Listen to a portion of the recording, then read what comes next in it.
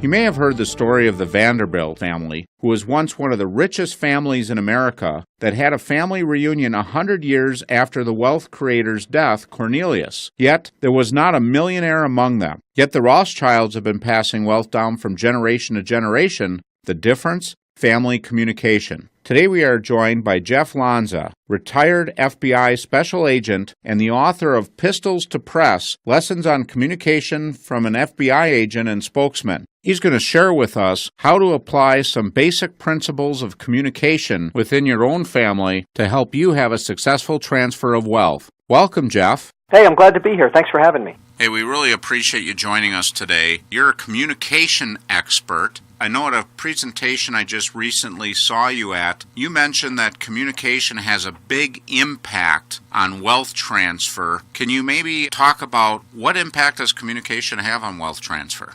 As I was preparing for the presentation that you saw, I was going through some of the important aspects of communication in a more general sense, in financial advisory communication with their clients. But also, there's lots of research I came across that shows how important communication is in passing along family wealth and the transfer of wealth, the communication within families. And several of the pieces of research that have been done stress that communication is such an important part of building trust. And trust, in turn, then, is an important part of preserving the wealth and the successful transfer of wealth in the family. So it really relates to the key points. You can't have trust without good communication. So good communication leads to trust, which leads to successful transfer of wealth and harmony within the family during that transfer process. That's a great point, because as planners, Jim and I have guided families for many decades as far as the transfer of wealth. It's amazing how sometimes let's call it the older generation today, didn't take a lot of time, and this isn't true everywhere, but in general, didn't take a lot of time to really talk about money as they were maybe raising their kids or as they aged to inform the children of what's in place. We try to endorse having family communication, of course, at the design level. When mom and dad are doing their estate planning, it's really important to incorporate the kids. You don't have to tell them where every penny is if that's what you're concerned about, but giving the message to the family that you're doing your prearranged planning, and not just the funeral side of things, but the distribution of wealth. We always hear from the kids that say, man, there's just such a sense of relief that mom and dad are doing this kind of planning, whether that's wealth transfer or asset protection because of the concerns about health care and long-term care. I think just relaying to the family members that you're going through this process and building a foundation that will help in the transfer of wealth, it's essential. So give our listeners a little, extra kick in the you-know-what to be motivated to do this, because there's non-communication. I can't imagine there's a long benefit list on that side of the equation. Absolutely. Here's where the problem is. A lack of communication causes a problem because people tend to fill in then the missing information with their own preconceived notions are, and of course may not be accurate. So then that becomes what they believe. And if they're not getting good communication about wealth, about transfer, about what's being done, then they start to assume things. And you know what happens when you assume? It's usually not the correct information. And then you may take action based on that incorrect information. You may assume things that cause a mistrust. What communication does, open communication within the family, is it first of all brings a shared vision and mission to the family, and it creates a sense of harmony, and it eliminates that rumor, that innuendo, the things that you have in your brain that you've kind of made up to fill in for the lack of communication. So I think it's such an important part of just the whole process is starting with communication.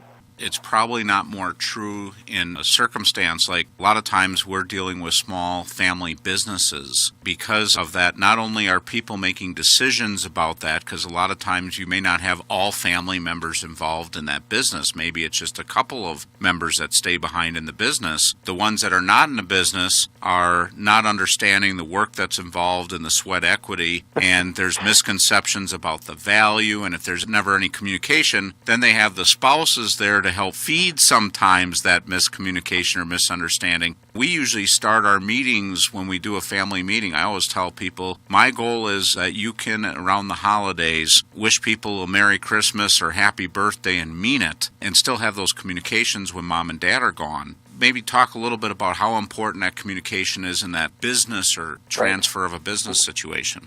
Surprises are never a good thing in terms of the information that you receive. It's good to know up front what the deal is, especially with a business, as you mentioned. Now, I have personal experience with that because my dad was a small business owner, and I was very involved in that operation of that business before I left to go to grad school, before I joined the FBI and kind of left the business at that point in time. And I had 4 brothers. We communicated very often about the business. In fact, we got together not just to talk about the daily operations of the business, but what's going to happen when my dad decides to sell the business. And this wasn't talked about just at the last couple months before he was getting ready to retire. I mean, we talked about it all the time, the value of the business, how it was going to be split up, what's going to happen in terms of his retirement.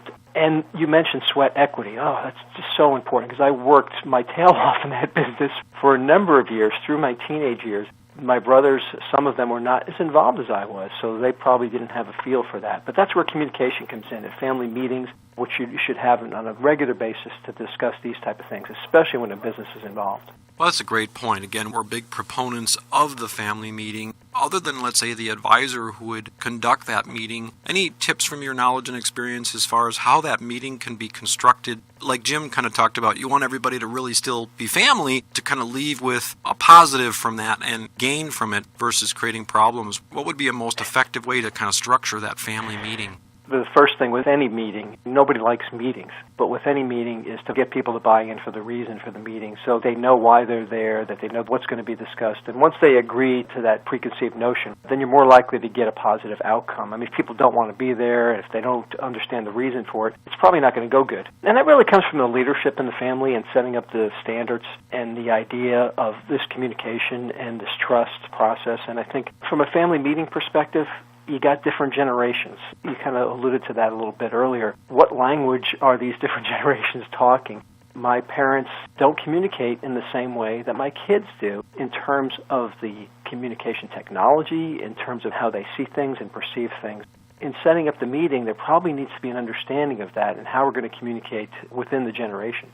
Can you share with us some of the tools that families can incorporate to know that they're having effective communication? Because a lot of times people are talking, nobody's listening, or they're not hearing the right thing, or they have misconceived ideas. So what are some of the tools or techniques to make sure that that communication is effective? Testing for understanding is one of the best tools, and it's not a high-tech tool. It's just asking the right questions to make sure people are understanding what's being said. Mark Twain once said that if we were supposed to talk more than we listen, we'd have 2 tongues and 1 ear. People like to talk. People like to think about what they're going to say next in a conversation, and then because they're doing that, they're distracted and they're not listening to what someone else is saying. And the other thing, I mentioned communication devices. The idea is to communicate without distraction.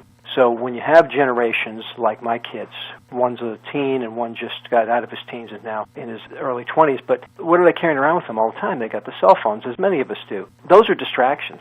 So in a family meeting, as much as you don't want to have to tell a younger generation, can you put the phone down or can you leave it over here? Put it on vibrate doesn't help because it vibrates and it distracts them when they get text messages from their friends and their colleagues and so forth.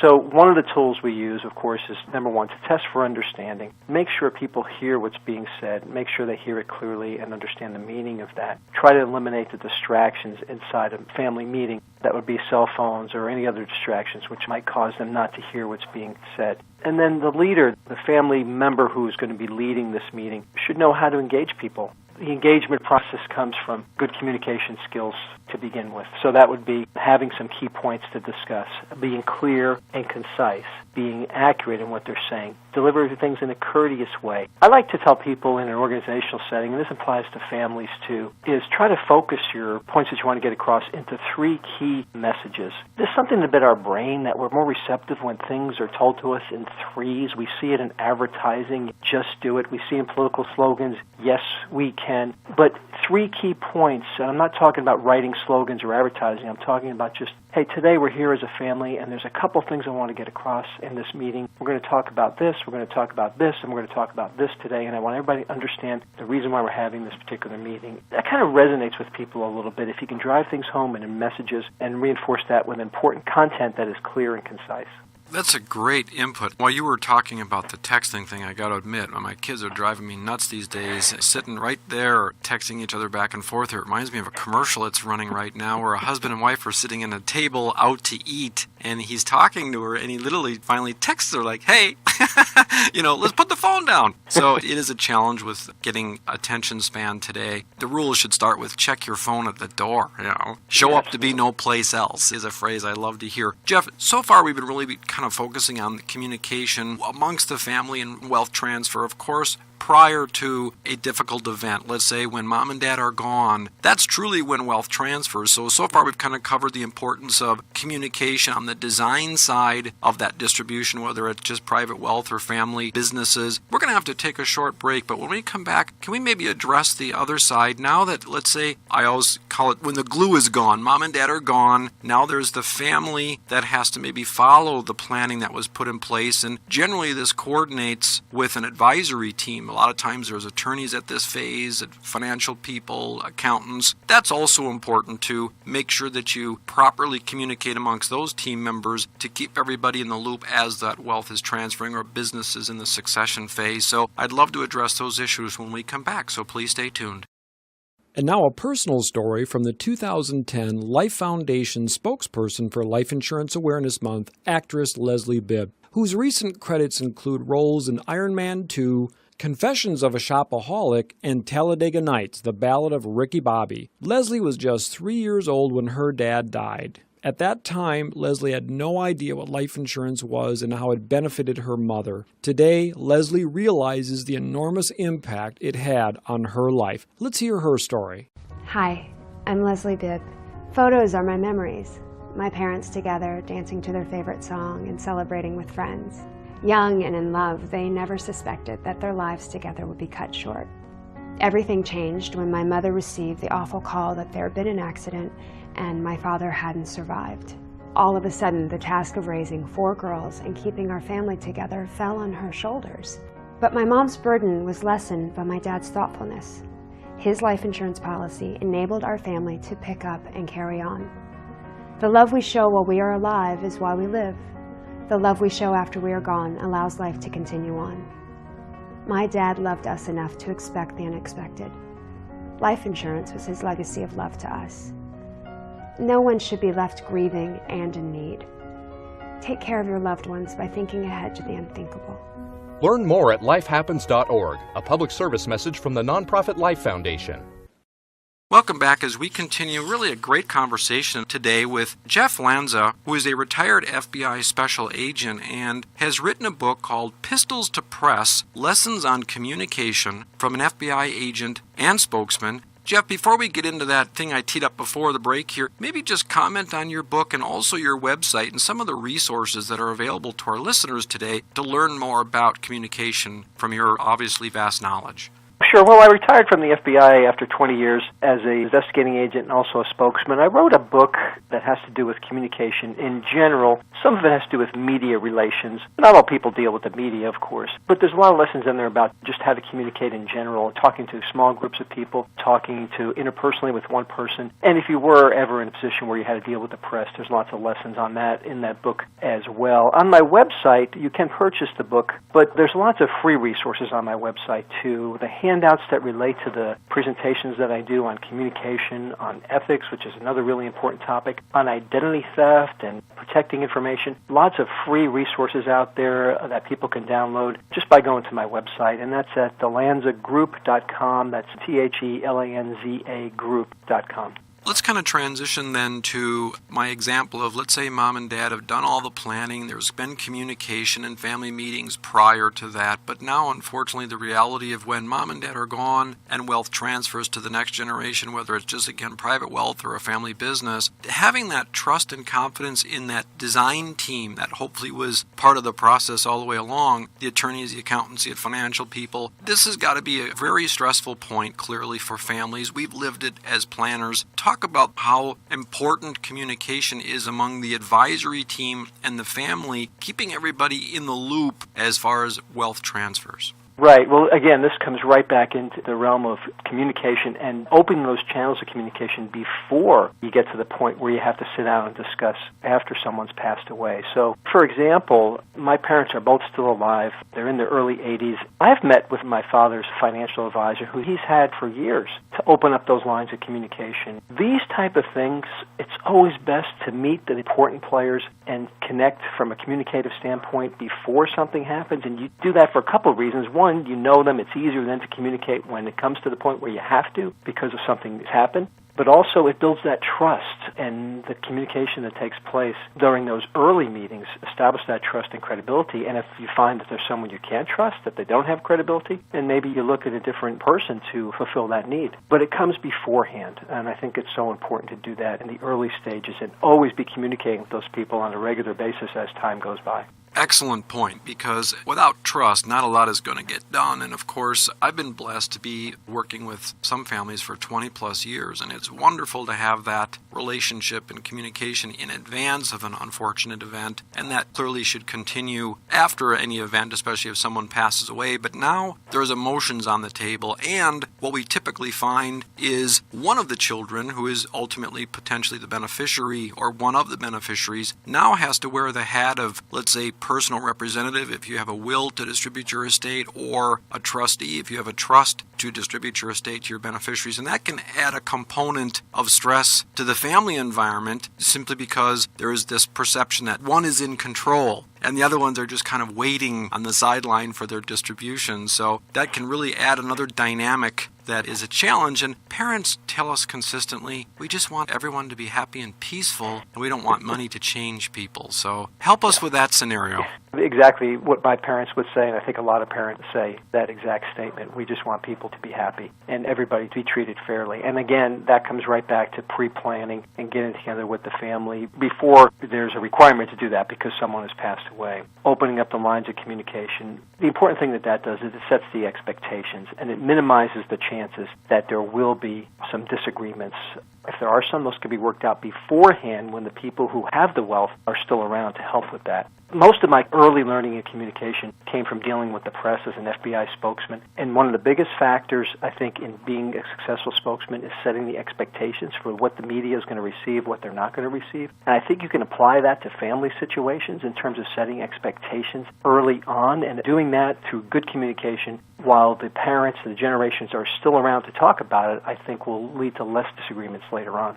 As planners, a lot of times we're leading the charge to create those communication things, but not everybody works the way that we do leading that charge. But as a family member, just because one of your advisors isn't leading the charge, you might need to take the bull by the horns. One thing we're always asking our clients, when's the last time your accountant talked to your attorney talked to your financial advisor talked to your accountant? I don't know how anybody can get the best advice if those different people are not communicating, because there's overlap in the advice that they're doing, and there's effect by what one planner might do, what another planner's doing. What advice would you have for getting that team communicating with the family and not just working with just one or two, but getting them together and making sure everybody's on the same page? Well, first of all, it comes down to what you alluded to is just the team, the word team, identifying the team. Who are the players that are going to be involved in this process of wealth transfer early on?